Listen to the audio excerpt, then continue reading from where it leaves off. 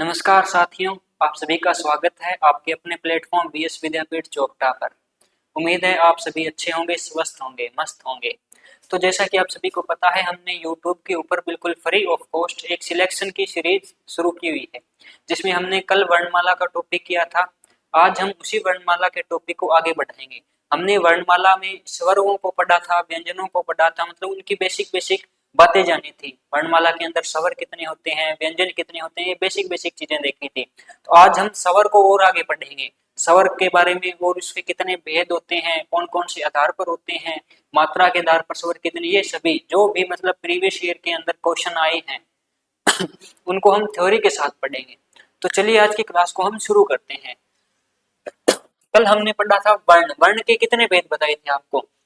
वर्ण के आपके दो भेद होते हैं, एक स्वर होता है, एक व्यंजन होता है। तो आज हम उसी के स्वर के बारे में स्वर के बारे में पढ़ने जा रहे हैं।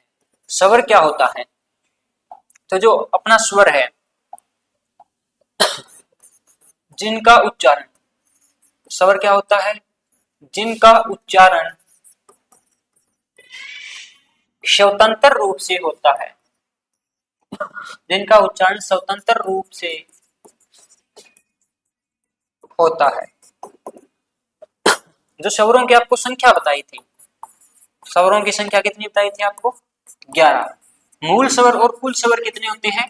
11 ही होते हैं। अगर आपको पूछे मूल स्वरों की संख्या कितनी है, तो भी 11 है। अगर आपको पूछे कुल स्वरों की संख्या कितनी है, तो वो कितनी होती है? 11 ही होती है। कितनी होती है? 11 होती है। आज हमको पढ़ना है स्वर के भेद। आज हमें क्या पढ़ना है? स्वर के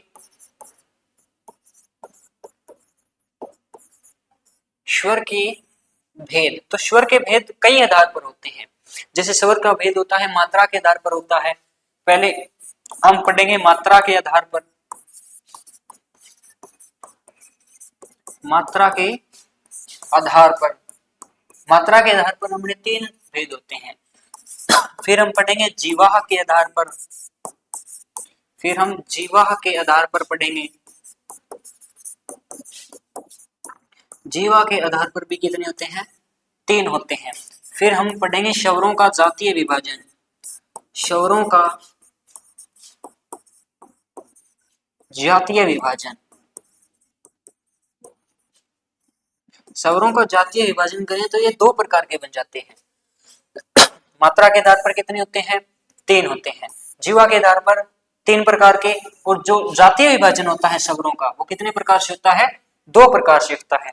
इन्हीं के बारे में आज हमें पढ़ना है। मात्रा के आधार पर 3 कौन कौन से होते हैं? हर्षो, दीर्घ, प्लुत होता है। जीवा के आधार पर अगर, मध्य, पश्च होते हैं। स्वरों का अगर हम जातीय विभाजन करते हैं तो सहजातीय होते हैं, विजातीय होते हैं।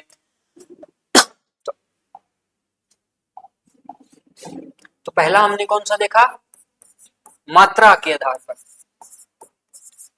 मात्रा के आधार पर कितने भेद बताए आपको? 3 भेद बताए। 3 कौन कौन से होते हैं?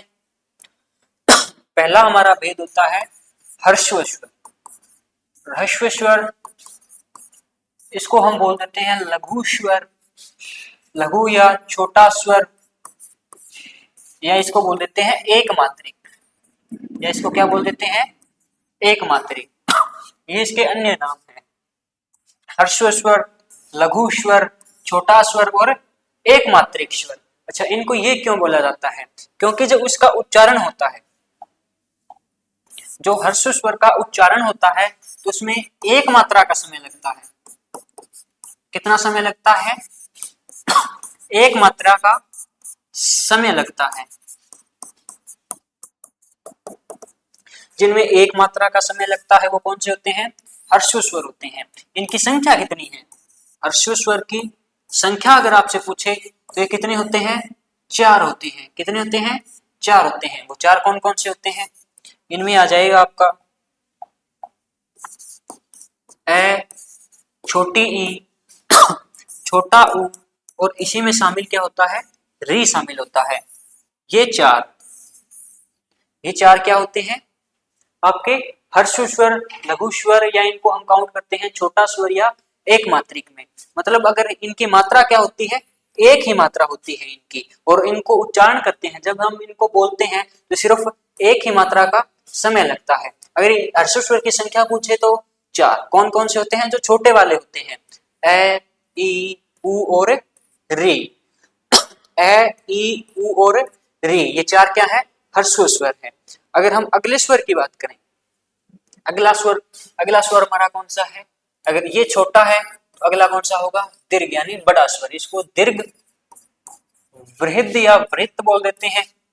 इसको बड़ा स्वर, वो एक मात्रिक था तो ये कौन सा होगा? द्विमात्रिक स्वर। ये कौन सा स्वर होगा? द्विमात्रिक स्वर। इनकी संख्या अगर पूछे, देखो इनको उच्चारण में कितनी मात्रा का? दो मात्रा का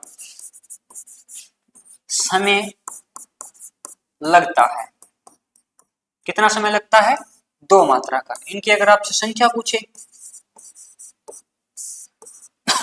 इनकी संख्या, उनकी 4 थी, इनकी संख्या कितनी होती है? 7। देखो वो सारे छोटे थे, इसमें कौन से आ जाएंगे? सारे के सारे बड़े वाले। आ, बड़ी ई, बड़ा उ, ए, आई, ओ और औ। ये 7 किस में आ जाएंगे? दीर्घ स्वर, वृहद स्वर, बड़ा या द्विमात्रिक स्वर में। ये कौन से स्वर होते हैं? जिनमें 2 मात्रा का समय लगता है। इनकी संख्या कितनी होती है? 7 होती है। 7 कौन कौन से? आ, बड़ी ई, बड़ा उ, ए, ऐ, ओ और औ। ये 7 क्या है? दीर्घ स्वर या द्विमात्रिक स्वर हम इनको बोलते हैं। नेक्स्ट हम स्वर की बात करें तो इसमें जो तीसरा होता है, मात्रा के आधार पर तीसरा, उसको हम बोलते हैं प्लुत स्वर। उसका क्या नाम होता है? प्लुत स्वर होता है। इसमें क्या होता है? जिसमें दीर्घ स्वर से थोड़ा अधिक समय लगे। किससे? दीर्घ स्वर से थोड़ा अधिक समय लगे। जैसे हम बोलते हैं राम, एक तो हमने बोला सिंपल राम, लेकिन एक हम बोलते हैं राम। ये जो होता है, इसमें ये क्या है? ये आ की मात्रा है, इसकी जो समय अवधि है वो बढ़ा देता है। जैसे हम बोलते हैं ओम, ये ओम क्या है? ये कौन सा स्वर है? प्लुत स्वर है। हम बोलते हैं राम, ये क्या है? प्लुत स्वर है। तो जिसमें क्या होता है? दीर्घ स्वर। ये देखो ये कौन सा है? दीर्घ स्वर है, और इससे थोड़ा अधिक समय लग रहा है। और जिसमें दीर्घ स्वर से थोड़ा अधिक समय लगता है वो कौन सा होता है? प्लुत स्वर होता है। मात्रा के आधार पर स्वर कितने बताए आपको? 3। ह्रस्व स्वर जिनको हम छोटा स्वर, एक मात्रिक स्वर, वो 4 होते हैं, ए और छोटी ई, छोटा उ और री। उसके बाद में दीर्घ स्वर, बड़ा स्वर, वो कौन से होते हैं? जो बड़े वाले हैं सारे, बड़ी ई, बड़ा उ, ए, ऐ, ओ और औ। और ये कौन सा है? प्लुत स्वर। ये एक बात और लिख लेना इसके बारे में, ये किस में प्रयोग होता है? ये ज्यादातर किस में? संस्कृत में प्रयोग होता है। किस में प्रयोग होता है? संस्कृत में प्रयोग होता है। तो ये थे मात्रा के आधार पर 3 स्वर, जिसमें हमने मात्रा के आधार पर 3 स्वर होते हैं: ह्रस्व स्वर, लघु स्वर, छोटा स्वर, एक मात्रिक स्वर, दीर्घ स्वर, बड़ा स्वर, द्विमात्रिक स्वर, और तीसरा कौन सा है? प्लुत स्वर। आगे हम बात कर लेते हैं जीवाह के आधार पर। आगे हम किसके बारे में बात करेंगे? जीवाह के आधार पर। तो जीवाह के आधार पर, जीवाह के आधार पर कितने प्रकार के होते हैं स्वर? ये भी 3 प्रकार के होते हैं। कितने प्रकार के?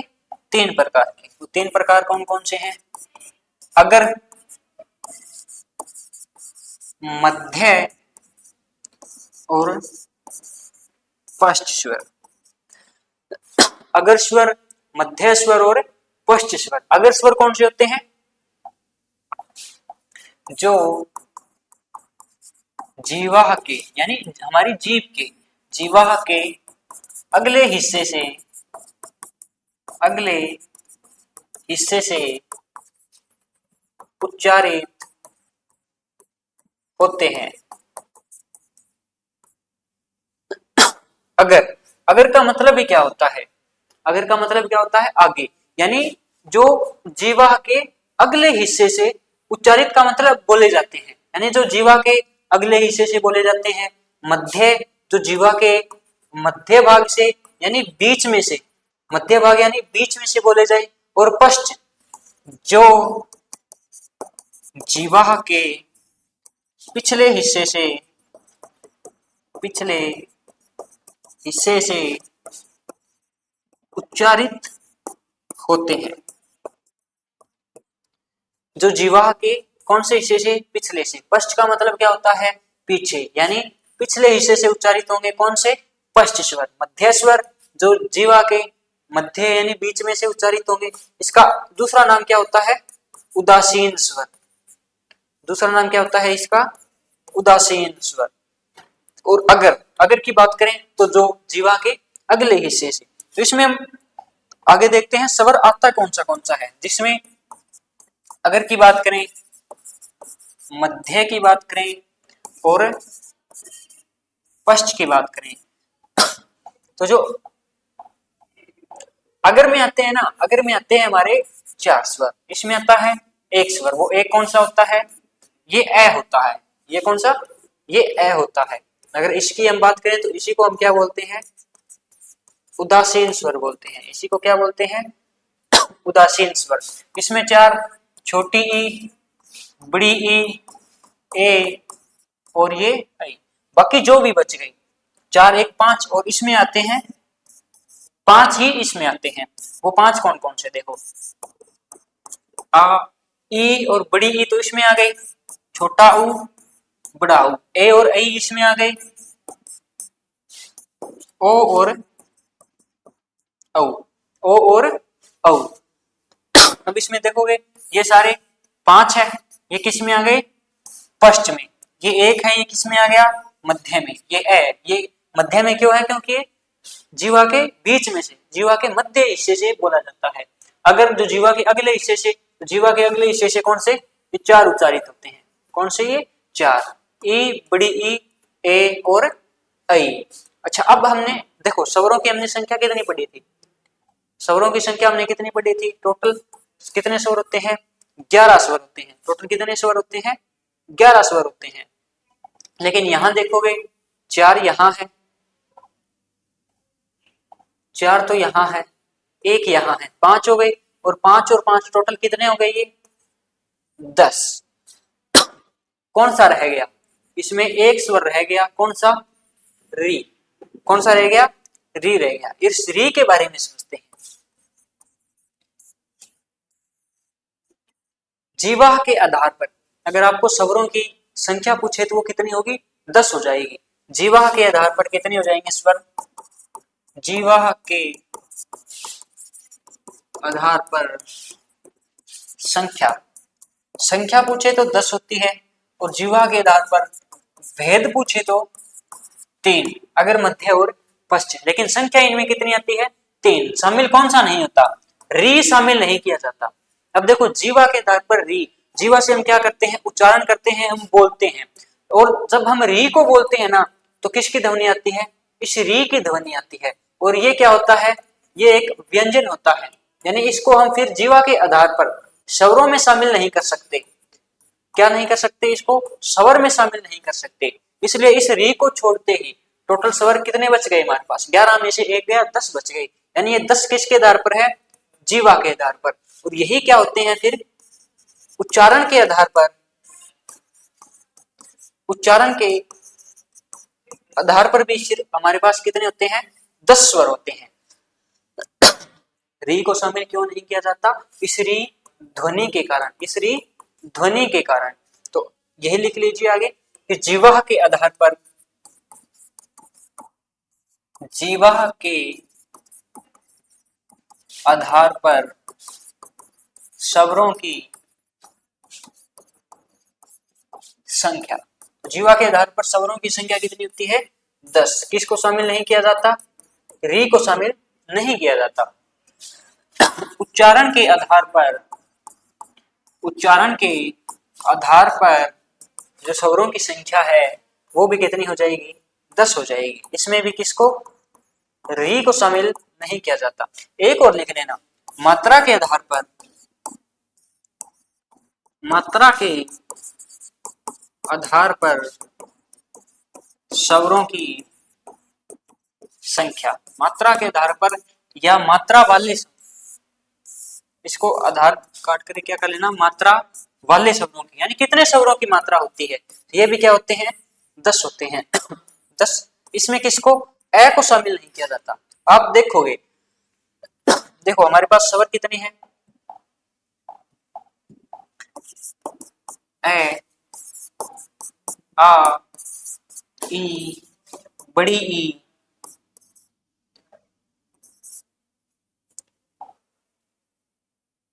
ऊ, बड़ा ऊ,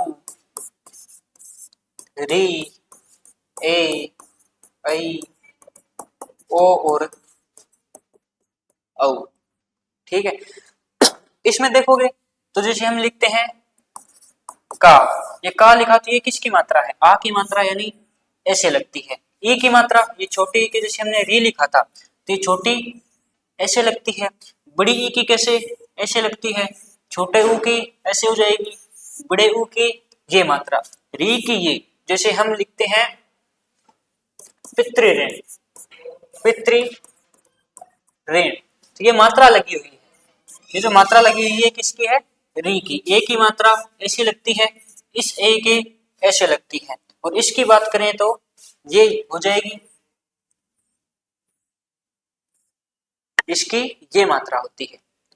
तो इस ए की कोई मात्रा नहीं होती, इस ए की कोई मात्रा नहीं होती। क्यों नहीं होती, देखो जैसे लिखता हूं कै, अब इसमें ए है लेकिन क्या हमें कोई मात्रा दिख रही है, इसमें कोई मात्रा नहीं दिख रही, तो इसमें मात्रा नहीं दिख रही। देखो ये क्या है, कै प्लस में ए है, ये क्या है, कै प्लस में ए, लेकिन इसमें हमें ए हमें सीधी आंखों से नहीं दिख रहा, जैसे हमने लिखा था पू लिख दिया, इसमें क्या है, ये सीधी आंखों से हमें दिख रहा है ना, लेकिन इसमें नहीं दिख रहा, इसीलिए हम क्या कहते हैं, ए की कोई मात्रा नहीं होती है। तो मात्रा वाले स्वर कितने होते हैं, 10 होते हैं। मात्रा वाले स्वर कितने होते हैं, 10। उच्चारण के आधार पर भी स्वर कितने होते हैं, 10। जीवा के आधार पर भी स्वर कितने होते हैं, 10। इसमें री शामिल नहीं होता और इनमें ए शामिल नहीं होता। आगे हमने पढ़ा स्वरों का जातीय विभाजन। आगे कौन सा विभाजन है, स्वरों का जातीय विभाजन। इसमें हमने देखा तो स्वर 2 प्रकार के होते हैं, एक होता है हमारा सहजातीय और दूसरा हमारा होता है विजातीय। सहजातीय का मतलब जो सेम जाति से, जो सेम जाति यानी एक ही जाति से बने हो। विजातीय जो भिन्न भिन्न मतलब अलग अलग से, जो भिन्न भिन्न स्वरों के मेल से बने हों, जो भिन्न भिन्न स्वरों के मेल से बने हों। इनकी संख्या कितनी होती है, 4 होती है। इनकी संख्या कितनी होती है, 3 होती है। सहजातीय, सह का मतलब सेम, जातीय मतलब जाति, यानी जो सेम जाति से बने हो क्या हो जाएंगे, सहजातीय। भी मतलब अलग, यानी जो भिन्न भिन्न जाति से बने हो वो भी जातीय हो जाएंगे। इनकी संख्या कितनी होती है, 3। इनकी संख्या कितनी, 4। देखो इसका मतलब क्या है, जैसे हम पहले सहजातीय की बात करते हैं, जैसे आ बनता है, जैसे बड़ी ई बनती है, बड़ा ऊ बनता है, ये किससे बनता है, ऊ प्लस ऊ से। ये ई किससे बनती है, छोटी ई प्लस छोटी ई से। ये आ किससे बनता है, ए प्लस ए से। यानी इसमें आप देखोगे, इसमें देखोगे तो आ किससे बन रहा है, ए प्लस ए से, यानी सेम है। बड़ी ई किससे बन रही है, ई प्लस ई से, यानी ये भी सेम है। ये ऊ प्लस ऊ से बन रहा है, तो ये क्या सेम सेम से बन रहे हैं, ये भी सेम है, ये भी सेम है, ये दोनों भी आपस में सेम है, ये दोनों आपस में सेम है। यानी जब सेम सेम से बने तो सहजातीय। अगर हम विजातीय यानी जो अलग अलग से बनेंगे, जो अलग अलग से बनते हैं वो होते हैं विजातीय। इनकी संख्या कितनी, 4। ये 4 कौन से होते हैं, ए, ऐ, ओ और औ होते हैं। इसकी बात करें तो ये बनता है ए प्लस ई से। ये किससे बनता है? ए प्लस ई से। ये बनता है ए प्लस, ये किससे बनेगा? ए प्लस ए से बनता है। ये इस ओ की बात करें तो ए प्लस u से बनता है। इसकी बात करें तो ए प्लस इस ओ से बनता है। अब इसमें देखोगे उसमें तो ए प्लस ए सेम था, लेकिन इसमें ए और ई आपस में क्या सेम है? नहीं, अलग है। इसमें भी अलग है। इसमें की बात करें तो इसमें भी अलग है, इसमें भी अलग है। यानी क्या है? भिन्न है। यानी क्या है? भिन्न है। और इन्हीं को हम एक अलग नाम भी दे देते हैं। इन्हीं को हम क्या बोलते हैं? संयुक्त स्वर। क्या नाम देते हैं? संयुक्त स्वर। जैसे हमने कल संयुक्त व्यंजन पढ़ा था, जो भिन्न भिन्न व्यंजनों से बने थे। ये क्या है? संयुक्त स्वर है, जो भिन्न भिन्न स्वरों से बने हैं, जो भिन्न भिन्न स्वरों से। तो हमने क्या पढ़ा? पहले मात्रा के आधार पर 3 पढ़े। हर्स्व, हर्स्व स्वर, दीर्घ स्वर और प्लुत स्वर। जीवा के आधार पर अगर स्वर, मध्य स्वर और पश्च स्वर। हर्षव स्वर कौन कौन से थे? ए, ई, यानी जो छोटे छोटे थे। री, इसमें जो सारे बड़े वाले आ गए। आ, बड़ी ई, बड़ा ऊ, ए, आई, ओ और औ आ गया। प्लुत स्वर ये संस्कृत में प्रयोग होता है। अगर की बात करें, अगर में कौन सा? ई, बड़ी ई, ए और ए आ गया। मध्य में सिर्फ ए, इसको उदासीन भी बोलते हैं। पश्च, पश्च में इनके अलावा जो भी बच गया, किसको? री को छोड़कर। जैसे आ, उ, ओ और औ। इसमें 5 आते हैं, इसमें 1 और इसमें 4। अब हमने दूसरा क्या पढ़ा? इनके अलावा जीवा के दर पर सिर्फ 10 होते हैं। री को शामिल नहीं किया जाता है। इनके बाद में हमने अभी सहजातीय पढ़े। सहजातीय 3 थे। आ, बड़ी ई और बड़ा ओ। वी जातीय की बात करें, वी जातीय कितने थे? 4 थे। 4 कौन कौन से? ए, आई, ओ और औ थे। ये थे हमारे सारे के सारे स्वर, जिसमें हमने स्वर के बारे में जाना। स्वर क्या था? स्वर के भेद मात्रा के आधार पर 3 होते हैं, जीवा के आधार पर 3 होते हैं। जातीय विभाजन करते हैं तो ये 2 हो जाते हैं। आगे हम कुछ और अतिरिक्त वर्ण होते हैं। हिंदी के अंदर कुछ अतिरिक्त वर्ण होते हैं, जिनको हम क्या बोलते हैं? परंपरागत, परंपरागत अतिरिक्त वर्ण। कौन से? परंपरागत अतिरिक्त वर्ण। ये कितने होते हैं? 3 होते हैं। हमारा एक होता है अनुनासिक। एक क्या होता है? अनुनासिक, जो आपने देखा होगा ए के ऊपर चंद्र बिंदु लगा होता है। इसको हम क्या बोलते हैं? क्या नाम देते हैं? चंद्र बिंदु। क्या नाम देते हैं? चंद्र बिंदु। अनुनासिक कौन सा होता है? जिसमें चंद्र बिंदु। ये तद्भव में, तद्भव, तद्भव का मतलब होता है जो हिंदी के शब्द हैं। यानी तद्भव हिंदी में प्रयोग। कौन से शब्दों में तद्भव? हिंदी में प्रयोग होते हैं। जैसे लिखते हैं हम गांव, जैसे हमने गांव लिखा, चांद लिखा, दांत लिखा। ये इसमें देखोगे तो इसमें कौन सा आ रहा है? चंद्र बिंदु आ रहा है। और जिसमें चंद्र बिंदु आ जाए वो कौन सा? तद्भव। तद्भव मतलब अनुनासिक। अनुनासिक जिसमें क्या हो? ऊपर चंद्र बिंदु लगा हो, वो कौन सा होता है? अनुनासिक। अगर हम दूसरे की बात करें, दूसरा हमारा होता है अनुस्वार। दूसरा हमारा कौन सा होता है? अनुस्वार। इसमें इसको हम अंग है बोलते हैं, अंग। अनुस्वार ये क्या होता है? अनुस्वार किस में प्रयोग होता है? तत्सम यानी संस्कृत के शब्दों में प्रयोग होता है। कौन से शब्दों में? संस्कृत के शब्दों में। जैसे दंत, कंटक आदि जो भी शब्द है, ये कौन सी भाषा ये शब्द है? संस्कृत भाषा के। तो इनमें ये जो प्रयोग हो रहा है ये क्या कौन सा है? अनुस्वार है। ये कौन सा है? अनुस्वार। तीसरे की बात करें तो तुम्हारा तीसरा हमारा होता है विसर्ग। तीसरा हमारा क्या होता है? विसर्ग। विसर्ग में ये होता है अह। ये संस्कृत में, ये भी किसमें? संस्कृत में प्रयोग। ये संस्कृत में स्वरों के बाद में प्रयोग होता है, संस्कृत में प्रयोग। और इसकी जो ध्वनि होती है, इसकी ध्वनि या उच्चारण वो किसकी बाती होता है कि। इसको अह बोलते हैं। क्या बोलते हैं? अह। तो है कि भांति। ये पेपर में पूछा हुआ क्वेश्चन है कि जो विसर्ग, ऐसा कौन सा वर्ण है जिसका उच्चारण है कि भांति होता है, तो वो कौन सा होता है? विसर्ग होता है। ये क्या है? परंपरागत अतिरिक्त वर्ण है। हमने 3 पढ़े, अनुनासिक, अनुस्वार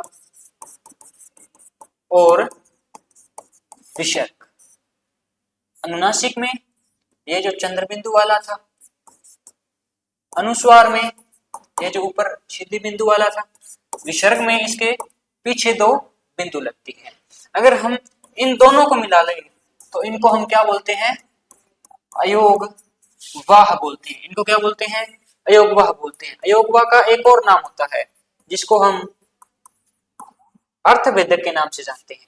इनको क्या बोला जाता है? अर्थवेदक बोला जाता है। अच्छा, हमारे एक और, इसको नोट करके लिख लेना, हमारे एक और क्वेश्चन पूछा गया था हरियाणा के अंदर कि जो अयोगवाह, अगर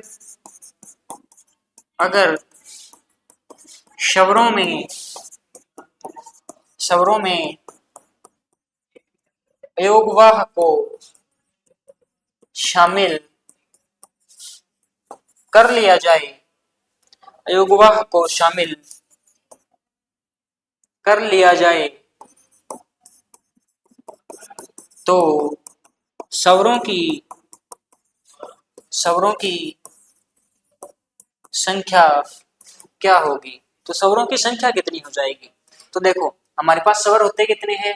11। अयोगवाह कितने हैं? सिर्फ अनुस्वार और विसर्ग यानी 2 है। 2 और मिला दिए तो ये कितने हो गए? 13। यही तो ये बोल रहा है कि अगर स्वरों में अयोगवाह कितने? 2 होते हैं, अयोगवाह को शामिल कर लिया जाए तो टोटल स्वर कितने? 13 हो जाएंगे। लेकिन आपसे कभी पूछे कि कुल स्वरों की संख्या कितनी है, तो कुल हमेशा कितनी रहेगी? 11 ही रहेगी। कुल कितनी रहेगी? 11 ही रहेगी। तो चलिए साथियों, ये था आज का स्वर का टॉपिक। कल हम व्यंजन को अच्छे तरीके से जानेंगे। व्यंजनों, जो भी वर्णों का उच्चारण स्थान है, जो भी मतलब स्वर तंत्रियों के आधार पर बाकी जो भी रह गया इस टॉपिक के अंदर, वो हम कल की वीडियो में कवर करेंगे। आज के लिए सिर्फ इतना ही। पढ़ते रहें, रिवीजन करते रहें। सिलेक्शन सीरीज की मदद से आप जरूर सिलेक्शन तक पहुंचेंगे। धन्यवाद।